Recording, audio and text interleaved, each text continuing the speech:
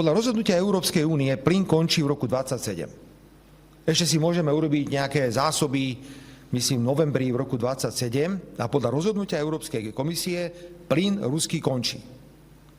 My sme podali žalobu proti tomu.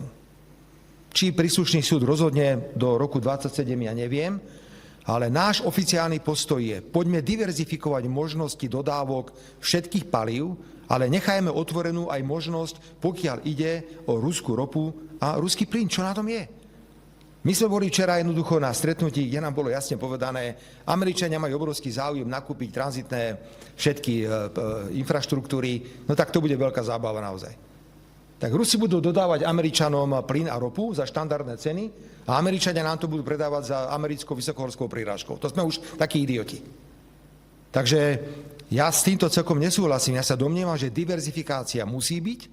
Musíme mať možnosť zobrať ropu aj cez tie tankery. Vyskúšali sme to, že to môže ísť aj cez tú Adriu, ale je to drahšie, aj poplatky sú vysoké pri Adrii.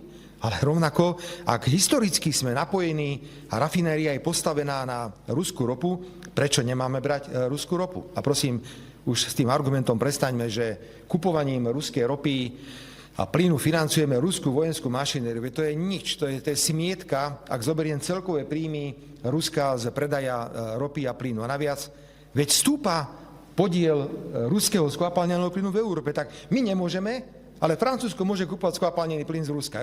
Tie argumenty sa nám nejako vytrácajú. Takže vieme, že v roku 2027 končí ruský plyn, takže tento problém je vyriešený. Ak teda nevyhráme spor, ja by som bol rád, keby sme ten spor vyhrali, a to nezmyselné nariadenie e-power dať preč, EU-power, to dať preč jednoducho. A pokiaľ ide o ropu, čakám, že príde opäť podobné rozhodnutie typu Repower EU, že poďme to zase celé zrušiť. Zatiaľ máme výnimku na odoberanie ruskej ropy. A preto my sa musíme pripraviť na kvalitatívne novú situáciu. Ja neviem si celkom predstaviť, či sme schopní dovtedy ukončiť vojnu na Ukrajine. Podľa mňa to bude veľmi komplikované, vzhľadom na postoje, ktoré vidíme z jednej aj z druhej strany. Stretnutia, ktoré absolvujem s prezidentom Zelenským alebo s prezidentom Putinom, sú cenné v tom, že dostávame vzácne informácie. Už budú o chvíľku volať. Čo povedal Putin? Čo povedal Putin?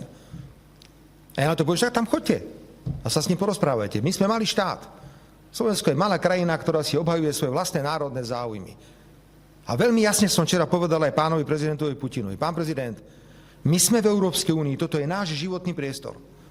A my chceme byť v Európskej únii.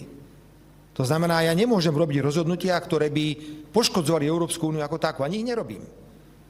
To, že som išiel položiť vence k hrobu neznámeho vojaka Červenej armády, snad nie je porušenie a poškodzovanie Európskej únie ako také. Takže beriem na vedomie, pán redaktor, čo ste povedali, že Fitch teda hovorí, že nejaká závislosť, ale to je za nami. Táto téma už jednoducho dnes prestáva existovať. Takže neviem, ak na budúci rok by povedali, že toto je negatívne, tak už to nebude platiť, lebo ak sa nám nepodarí zrušiť veci, tak v roku 2027 sme skončili aj s ruským plynom a aj s ruskou ropou, čo považujem za veľký nezmysel. Veľký nezmysel. If you like this video, then like, share and subscribe to Mirror Now.